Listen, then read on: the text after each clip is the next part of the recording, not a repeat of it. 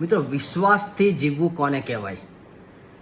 ઈશ્વર પોતાના વચનોમાં એના ભક્ત દ્વારા આપણને કહે છે કે જો તમારી પાસે પવિત્ર શાસ્ત્ર બાઇબલ હોય તો 2 કોરિન્થીનો પત્ર એનો 4થો અધ્યાયને 18મી કલમમાં આ પ્રમાણે લખ્યું છે, કેમ કે જે વસ્તુઓ દ્રશ્ય છે તેના પર નજર ન રાખતા જે અદ્રશ્ય છે તેના પર અમે લક્ષ્ય રાખીએ છીએ. કેમ કે જે દ્રશ્ય છે તે ક્ષણિક છે, પણ જે અદ્રશ્ય છે તે સદાકાલીન છે. મિત્રો, એક વખત ઈશ્વર ભક્ત મૂસાએ ઈશ્વરને જોવાની ઈચ્છા પ્રગટ કરી, પણ ઈશ્વરે કહ્યું કે મને જોનાર કોઈ પણ વ્યક્તિ જીવિત રહી શકે નહીં.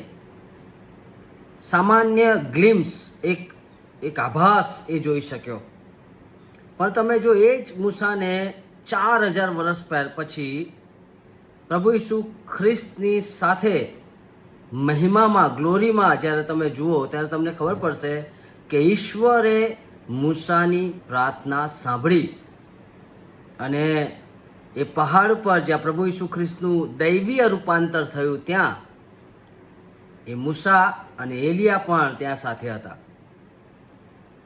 બહુ જ મહત્વની બાબત છે.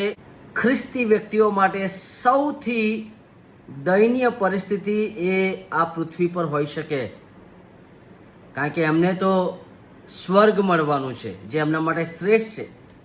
પણ જે લોકો વિશ્વાસી નથી એમના માટે આ પૃથ્વી એ આનંદિત હોઈ શકે, એન્જોયમેન્ટનું કારણ હોઈ શકે અને માણવાનું કારણ હોઈ શકે, જલસા કરવાનું કારણ હોઈ શકે, કારણ કે એમને આના પછી બીજી કોઈ આનંદની બાબત એમને મળવાની નથી. આ પૃથ્વી જ એક એવી છે જે એમને અહીંયા આનંદ મળી શકશે, પછી એમને બીજે ક્યાંય આનંદ મળશે નહીં. પણ વિશ્વાસીઓ માટે એવું નથી. વિશ્વાસી વ્યક્તિ માટે કદાચ અહીંયા તકલીફ છે, મુશ્કેલી છે, મૂંઝવણ છે, પ્રશ્નો છે, બીમારી છે, સંઘર્ષ છે, મૃત્યુ છે, પણ તમને ખબર છે કે આ ક્ષણિક છે. જે અદ્રશ્ય છે એટલે કે સ્વર્ગ અદ્રશ્ય છે, હે ને? ઈશ્વર પોતે ત્યાં આપણને દેખાશે જ્યારે તમે સ્વર્ગમાં જશો. પ્રભુ ઈસુ ખ્રિસ્ત કહે છે જ્યારે આપણે સ્વર્ગમાં જઈશું ત્યારે આપણે ઈસુ ખ્રિસ્તને રૂબરૂ ફેસ ટુ ફેસ નિહાળીશું.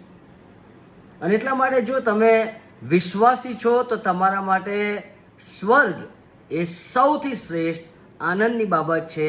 અને કદાચ અહીંયા તમને દુઃખ પડી શકે છે. પણ જે લોકો વિશ્વાસી નથી, ભલે તમે બેફામ જીવન જીવો, ભલે તમે ભ્રષ્ટ જીવન જીવો, ભલે તમે જગીત અને એવી ભૂંડાઈમાં જીવન જીવો અને તમને એવું લાગે કે આ મોજ કરી રહ્યા છો, આનંદ કરી રહ્યા છો, માણી રહ્યા છો, પણ આ તમારો છેલ્લો આનંદ અહીંયા જ છે. એના પછી બીજો આનંદ મળવાનો નથી. અને એટલે પાઉલ પ્રેરિત આપણને કહે છે પ્રમાણે જે વસ્તુ અદ્રશ્ય છે એની તરફ લક્ષ્ય રાખીને આપણે જીવીએ, દ્રશ્ય છે એની તરફ નહીં, કારણ કે અદ્રશ્ય આવવાનું હજી બાકી છે.